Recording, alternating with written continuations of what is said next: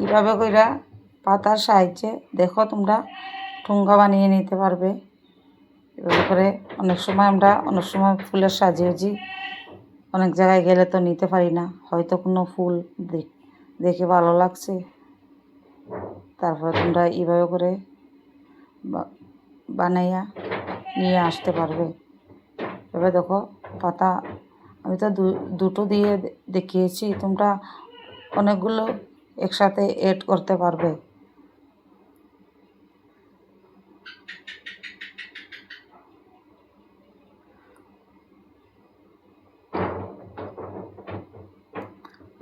তারপরে এটার মধ্যে ফুল নিয়ে আসতে পারবে।